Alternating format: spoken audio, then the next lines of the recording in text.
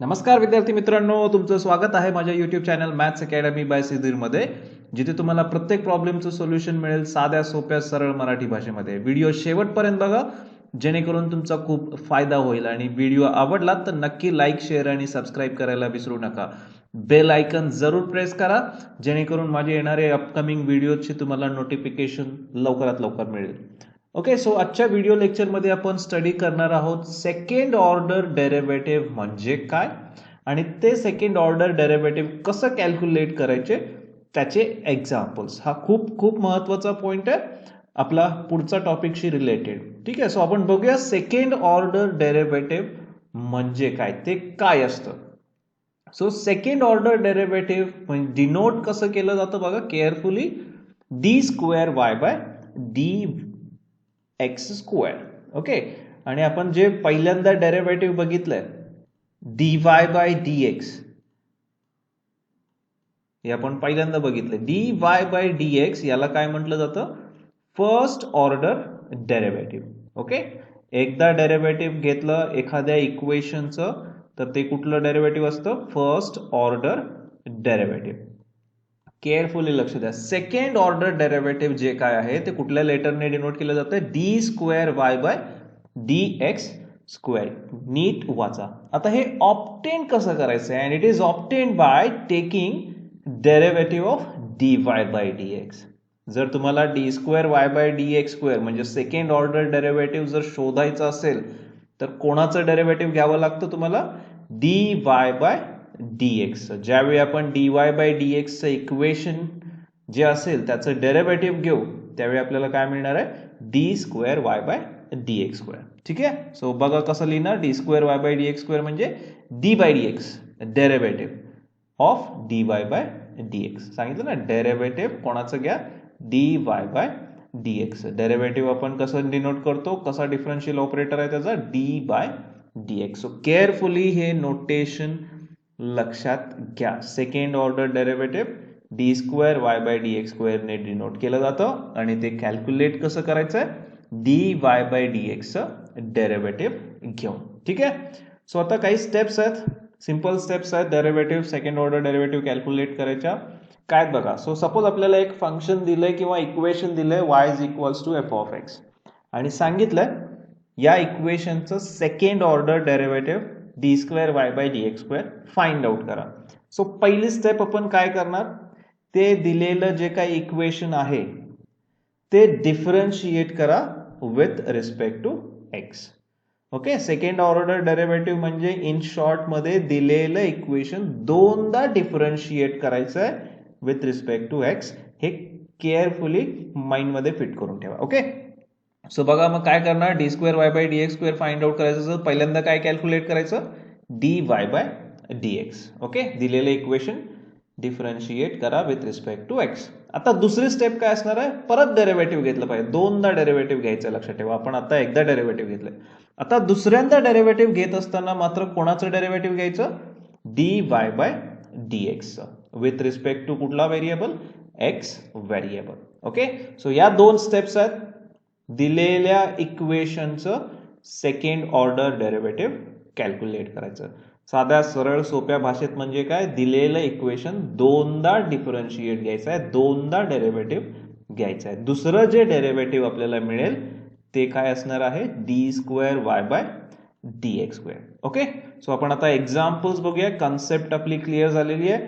Example साधे सोपे simple आहेत, ते आपण आता बघूया.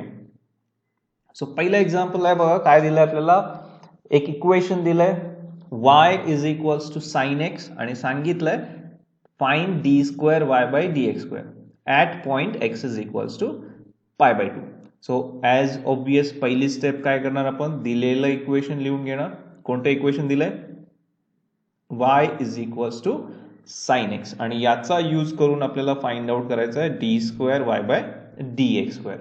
मग आता आपण आताच स्टडी केलंय, d square Y by D x square find out करायचं असेल तर काय करायला लागतं, दिलेलं इक्वेशन किती वेळेला डिफरन्शिएट करावं लागलं, दोन वेळेला डिफरन्शिएट करायचं आहे. ओके, साधी सोपी सिंपल स्टेप आहे.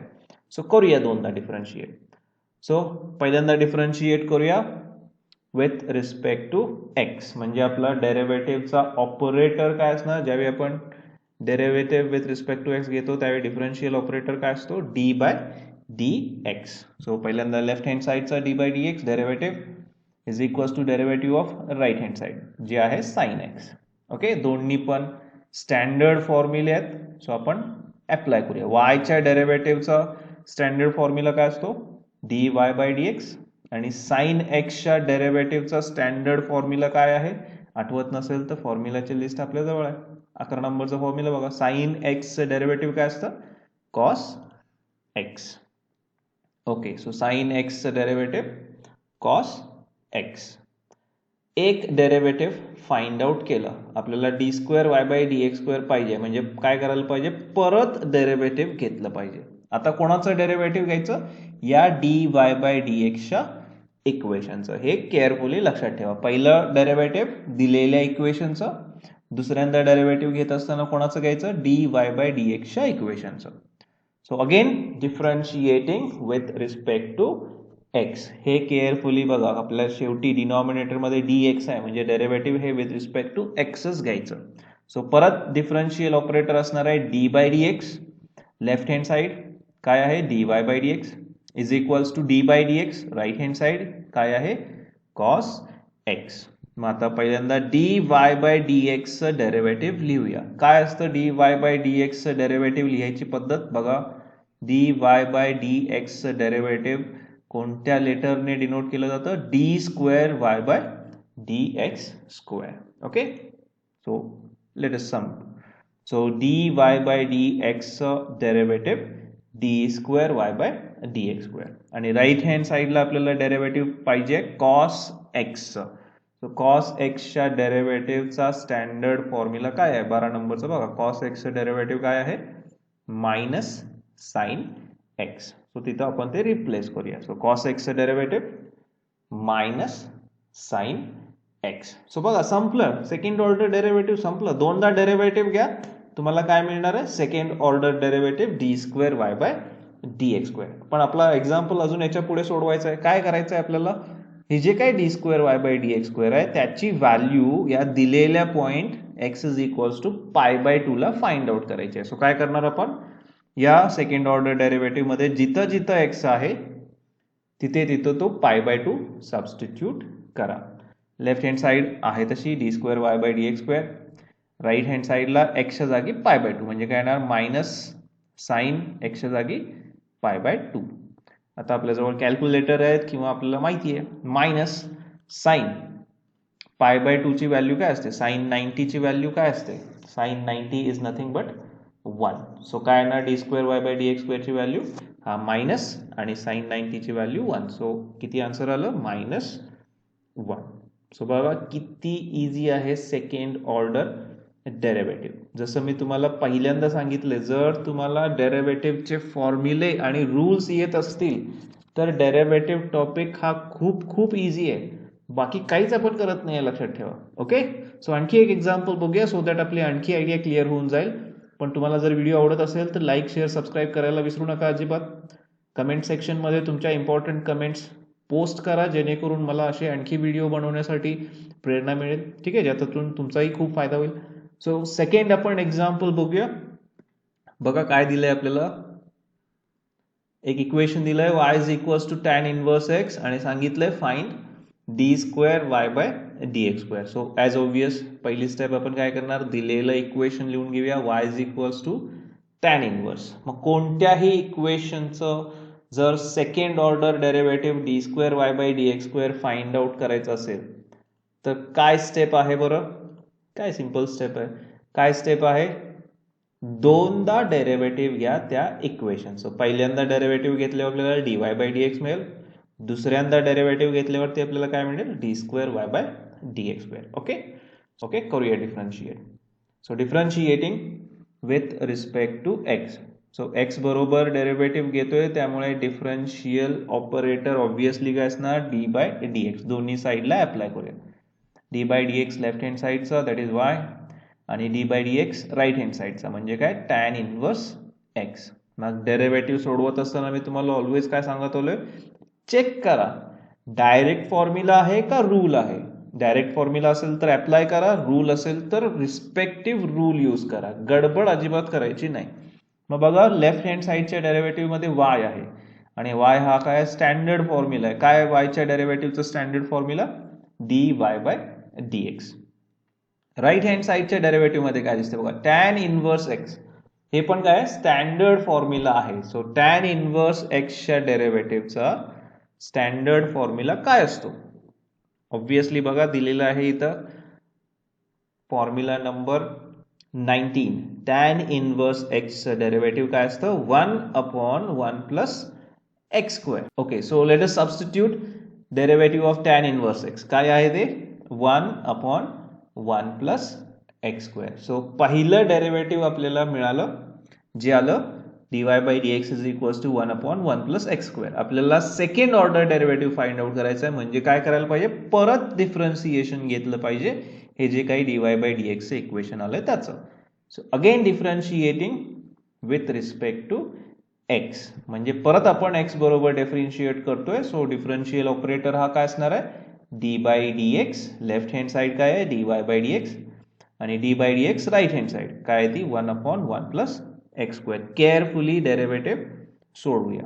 dy बाय dx च्या डेरिव्हेटिव्हचं काय असतो फॉर्म्युला किंवा तो कसा डिनोट केला जातो? dy बाय dx चं derivative d square y by dx square.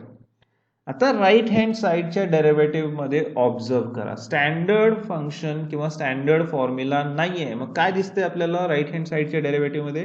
Division दिसते दोन टर्मची. मग आपल्याला माहिती आहे जर डेरिव्हेटिव्ह मध्ये दोन फंक्शनची भागाकार येत असेल तर त्याचं डेरिव्हेटिव्ह आपण कुठल्या रूलने सॉल्व्ह करतो?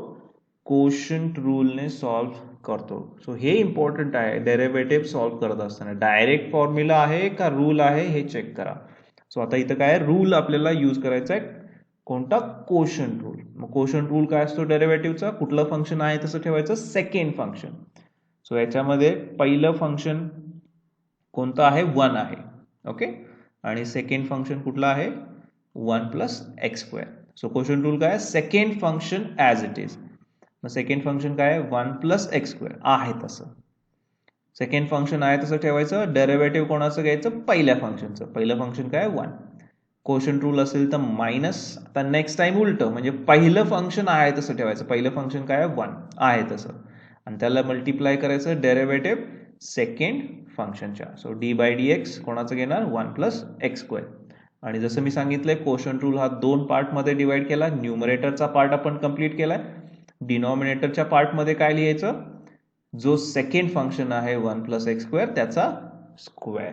ओके, सो हा झाला quotient rule. Second function as it is, derivative first फंक्शनचं minus first function as it is, derivative of second function, आणि त्याला डिवाइड करायचं सेकंड फंक्शनच्या स्क्वेअरने. ओके, सो सिम्प्लिफाय करूया. D square Y by D x square is equals to 1 plus x square आहे तसा. Denominator आपला चेंज होणार नाही त्यामुळे तुम्ही आहे तसं ठेवलाय. न्यूमरेटरला बघा 1 प्लस एक्स स्क्वेअर आहे तसा. आता डेरिव्हेटिव्ह घ्यायचं आहे 1चं. सो 1 काय आहे? फंक्शन आहे का कॉन्स्टंट आहे? इट इज अ कॉन्स्टंट, कारण याच्यामध्ये एक्स पण नाही वाय पण नाही. सो हा काय झाला?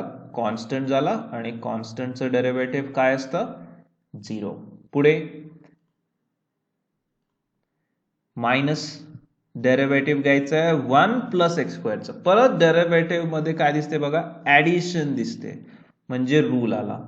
मग डेरिव्हेटिव्हचा ऍडिशन रूल काय असते? Take the separate derivative of each function. प्रत्येक फंक्शनचं डेरिव्हेटिव्ह सेपरेटली कॅल्क्युलेट करा. मग पहिलं फंक्शन काय आहे बघा? 1. 1 हा काय आहे? कॉन्स्टंट आहे, आणि आपल्याला माहिती आहे कॉन्स्टंटचं डेरिव्हेटिव्ह काय असतं?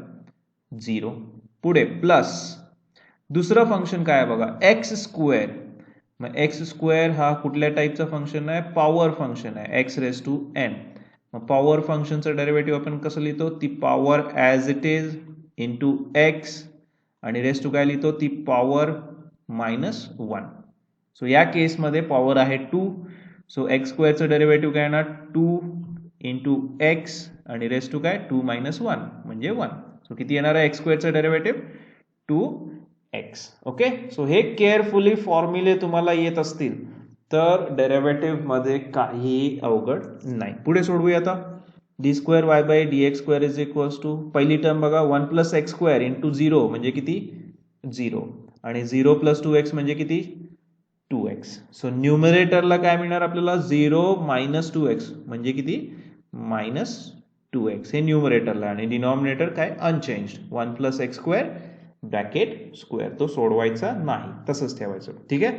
सो काय आलं d square Y by D x स्क्वेअरची value minus 2x upon 1 plus x square bracket square. So बघा ज्यावेळी y is equals to tan inverse x हे इक्वेशन दिलं होतं त्यावेळी त्याचं सेकंड ऑर्डर डेरिव्हेटिव्ह आपल्याला काय मिळालं minus 2x upon 1 plus x square bracket square. So फक्त काय करायचं सेकंड ऑर्डर डेरिव्हेटिव्हला आपल्याला दोनदा डिफरन्सिएशन घ्यायचं आहे हे लक्षात ठेवा.